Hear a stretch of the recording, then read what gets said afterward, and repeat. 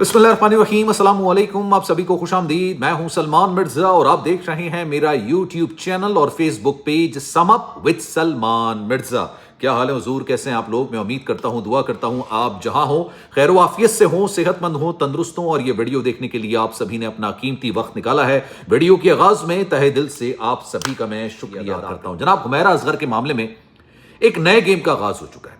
एक नया गेम शुरू कर दिया गया और ये गेम शुरू करने वाले कोई और नहीं, उसके अपने घर वाले हैं, उसके अपने मां बाप हैं, जिन्होंने अपनी बेटी को लाताल्लुक कर दिया था, जो बात नहीं करते थे, जिनको यह अंदाजा नहीं था कि उनकी बेटी की मैयत, उनकी लाश 10 महीने तक अपने फ्लैट के अंदर पड़ी है और उनके फरिश्तों तक को भी इस बात का इल्म नहीं था।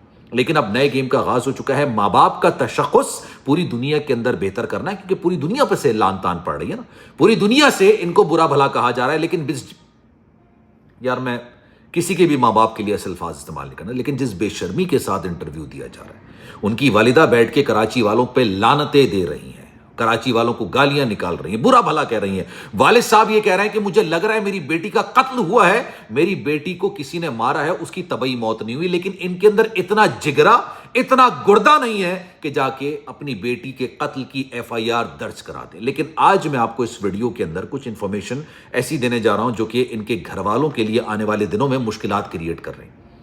अब जनाब, इस केस की जो तहकीकात होनी है ना, 4 जाविये से, मैंने आपको बताया था कि इस केस की तहकीकात 4 जावियों से की जा रही है। एक जाविया है कत्ल का, दूसरा जाविया है खुदकुशी का, तीसरा जाविया है तबई मौत का, और चौथा है किसी हादसाती तौर पर इनकी मौत वाक़ई हो गई। क्योंकि जो इन्वेस्टिगेटर्स हैं उनको इस बात का अंदाजा है कि मौत से पहले हुमैरा असगर अली शायद अपने कमरे के अंदर जो वॉशरूम है वहां पर वो कपड़े धो रही थी, बाथ टब में कपड़े पड़े हुए थे, और अगले रूम में, दूसरे रूम में उनकी जो लाश मिली थी, और एक ऐसे रूम से मिली थी जहां पर बैल्कनी का दरवाजा खुला हुआ था, ताकि बू स्मेल वो बाहर निकलती रहे और फ्लैट वालों को इतना ज्यादा ना पता चल सके। अभी जो इन्वेस्टिगेटर्स हैं, जो तहकीकाती कमेटी है, उन्होंने इस बात की तरफ निशानदेही कर दी है, और जितने मेरे सोर्सेज हैं उन्होंने इस बात की तस्दीक कर दी है कि उन्होंने इस बात को, क्योंकि रिपोर्ट बनाई जाती है, इस रिपोर्ट को जमा कराया जाता है, उस रिपोर्ट के अंदर उन्होंने लिख दिया है कि जनाब कोई भी रेजिस्टेंस नहीं की गई थी मौत से पहले। यानी मारपीट होती है, कोई कत्ल कर रहा होता है तो जाहिर सी बात है सामने वाला रेजिस्ट करता है ना, वो एक मुज़ाहमत करता है। उस मुज़ाहमत के दौरान उसके जिस्म पर निशानात भी आते हैं, रेजिस्टेंस भी होती है, चोट भी लगती है। उसके जिस्म पे किसी किस्म के कोई चोट के निशानात नहीं है, कोई रेजिस्टेंस के निशानात नहीं है। लेकिन पहला सवाल ये, 10 महीने बाद जब लड़की का चेहरा पहचान में नहीं आ रहा, तो क्या रेजिस्टेंस के निशानात रहेंगे बॉडी पे? अगर कोई खरोश का निशान है वो तो स्किन पर होता है ना। आप हुमैरा के जिस्म का जो निचला हिस्सा है उसका गोश्त खत्म हो चुका था। अब इस केस को 2 एंगल से देखा जा रहा है। अब ये बात अपने बड़े गौर से सुनिए। पहला एंगल ये है कि हुमैरा असगर अली की मौत किस तरीके से हुई, 4 जाविये जो मैंने आपको बता दिए। दूसरा एलिमेंट इससे ज्यादा खतरनाक है, उससे ज्यादा खतरनाक इस वजह से है क्योंकि पाकिस्तान की गालिबन तारीख में, दुनिया में भी इस तरह का वाकया नहीं हुआ होगा कि भाई 10 महीने तक लाश पड़ी हुई है, किसी को कानो कान खबर नहीं। दूसरा जाविया इस केस का यह है कि माँ बाप को गालिबन इस वाक़े का पता चल गया था, लेकिन वो खामोश बैठे रहे। उन्होंने किसी किस्म का कोई ना FIR दर्ज कराई।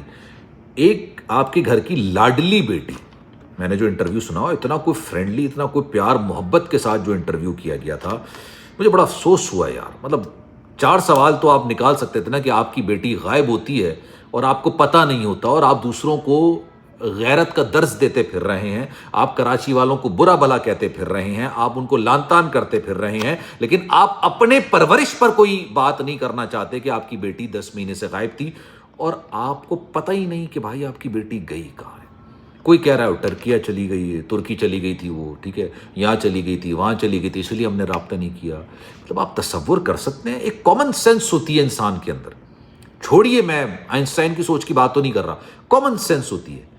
आपके घर की इकलौती तो नहीं कह सकते, लाडली बेटी चले, लाडली बेटी गायब हो जाती है और आपको नहीं पता होता। आपको पता है कि उसके साथ मुश्किलात हो रही थी, कोई उसको धमका भी रहा था, यही आप कह रहे हैं ना, कोई उसको धमका भी रहा था, वो परेशान भी थी, फाइनेंशियल प्रॉब्लम्स भी थी। इतनी सारी परेशानियों के बावजूद आपने 10 महीने तक उससे राब्ता करने की कोशिश की नहीं की, और आपने सबर शुक्र कर लिया कि चूंकि उसके नंबर बंद पड़े हैं, जहां होगी खैर आफियत से होगी, हम क्या कर सकते हैं भाई, जब आएगी तब कर लेंगे। इसको लाडली बेटी तो नहीं कहा जाता। मतलब मैं ये कहता हूं कि सौतेली बेटी के साथ भी कोई ऐसा सलूक नहीं करता होगा। ये माइंडसेट, ये अप्रोच کہ یار بیٹی غائب ہے، پتہ ہی نہیں ہے، ٹھیک ہے. اور لاہور سے کراچی ایسا ہے جیسے زمین سے آسمان.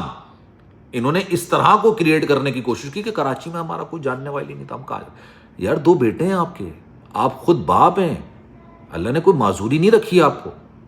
آپ کراچی آ سکتے تھے، آپ یہاں پہ لوگوں سے پوچھ سکتے تھے، آپ پروڈکشن ہاؤس جا سکتے تھے، جس لوگوں کے ساتھ انہوں نے کام کیا تھا اس سے پوچھ گچھ کر سکتے تھے. یہ سب چیزیں ہو سکتی تھیں، لیکن آپ نے کچھ نہیں کیا. پھر دوسری بات، انہوں نے کہا کہ جناب یہ 2018 سے اس فلیٹ میں رہ رہی تھی، لیکن ہمیں نہیں پتا تھا کہ اس فلیٹ میں رہ رہی تھی. یار ایسا کیسے ہو سکتا ہے؟ مجھے بتائیے کیسے ہو سکتا ہے ایسا؟ آپ کو لگتا ہے ایسا ہو سکتا ہے؟ میرا دل تو نہیں مانتا.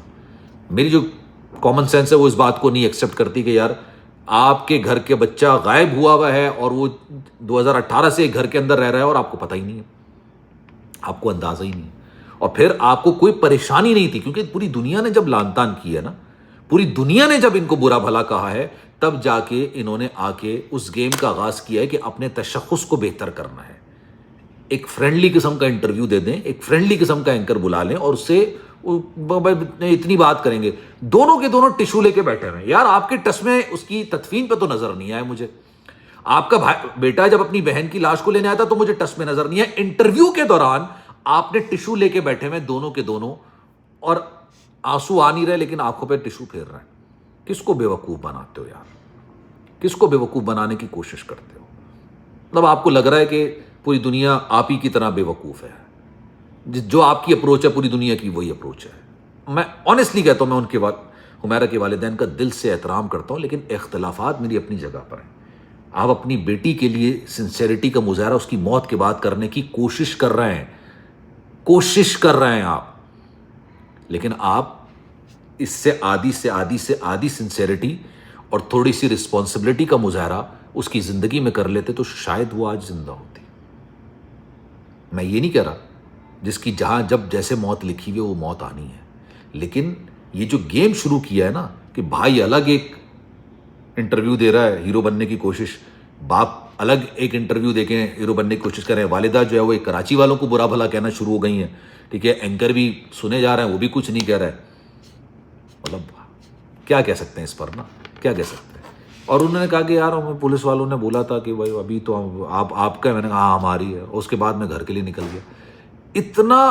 اتنا کولڈ بیہیویئر رسپانس فلموں تک میں بھی نہیں ہوتا. میں سچ بتاؤں فلموں بھی نہیں ہوتا. انسان کو مطلب ایکٹنگ کر رہا ہے نا تو یار وہ تو ڈھنگ سے کر لے. ماں باپ کا فرض تو آپ نے نہیں صحیح سے نبھایا ہوگا، لیکن ایکٹنگ تو انسان صحیح سے کر لے، درست طریقے سے کر لے، بہتر طریقے سے کر لے. تو یہ گیم کا آغاز ہو چکا ہے، لیکن آنے والے وقتوں میں شاید ان کے لیے مشکلات کریٹ ہو سکتی ہیں.